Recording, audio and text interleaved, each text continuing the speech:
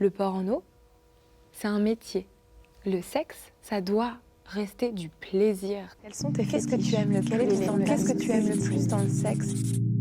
Comment faire pour rester toujours en érection pendant les rapports sexuels? Peut-être qu'on peut déjà questionner cette phrase parce que est-ce que vraiment une érection doit durer tout au long d'un rapport sexuel?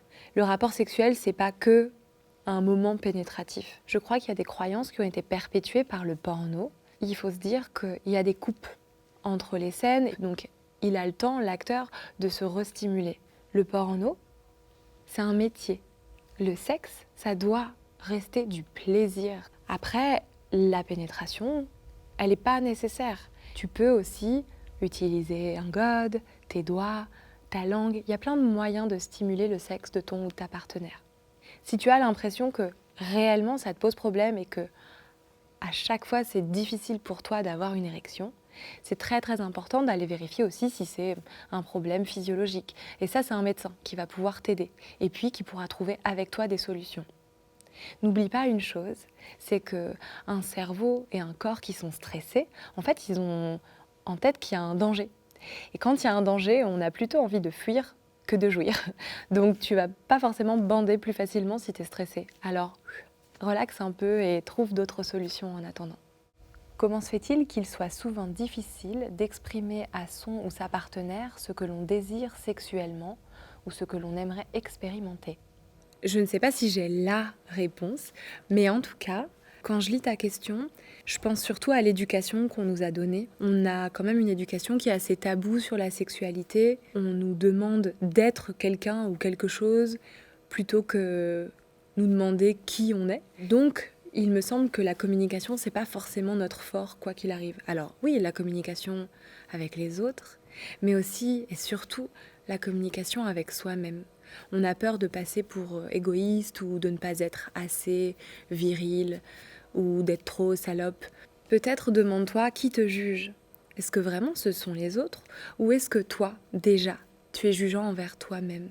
Tout ça, ça passe d'abord par de la communication avec toi-même, peut-être aussi par l'expérimentation avec toi-même et surtout, ça passe par être en paix avec ce que tu as envie. Ensuite, si l'autre accueille mal ce que tu lui as dit, sache que c'est son problème. C'est ensuite à cette personne de se poser les bonnes questions. Et peut-être que tout simplement, ça n'est pas un ou une partenaire pour toi. Le sexe, c'est une sphère intime, on force personne. Mais n'aie pas peur d'exprimer. En exprimant, tu ne demandes pas grand-chose, tu demandes simplement une oreille qui soit à l'écoute. Et puis si en face de toi, il y a un non, après il faudra trouver des solutions.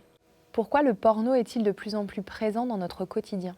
Je suis pas sûre que ce soit le porno qui soit présent partout. En fait, je crois surtout que tout est hyper sexualisé maintenant. Il faut pas oublier aussi que plus on avance et plus les technologies nous permettent de créer de plus en plus. Et le cerveau humain est de plus en plus en demande d'être stimulé. Donc le porno, il répond juste en fait à cette demande et à cette évolution de la société. Là où moi, ça me pose problème aujourd'hui, c'est que le porno est en accès de plus en plus libre et donc en accès pour les plus en plus jeunes. Ça, c'est problématique parce que derrière le mot porno, il y a un tabou, il y a un énorme manque d'éducation. Et donc, on laisse les jeunes avec toutes ces images pornographiques et ils n'ont aucun endroit où réellement en parler en se sentant en toute sécurité. S'ils sentent que chez leurs parents, il y a de la honte, il y a de la gêne, ils vont pas y aller. La honte, c'est vraiment un sentiment qui n'est pas très très confortable. Donc, moi, j'ai pas de problème à ce que le porno soit de plus en plus présent si on lui laisse sa place d'art, sa place divertissante. Mais par contre, il faut pas oublier que c'est important d'éduquer les plus jeunes parce que c'est là, on ne pourra pas le retirer. Donc, il faut éduquer, prévenir, plutôt qu'essayer ensuite de guérir. Quel est l'âge limite pour faire du porno? L'âge limite. Cette question, je me demande en fait dans quel sens tu la poses. Est-ce que c'est l'âge limite avant de commencer à faire du porno ou l'âge limite jusqu'auquel on peut faire du porno? Bon, je pense que de toute façon, soyons OK avec ça, la loi l'interdit avant 18 ans et c'est normal.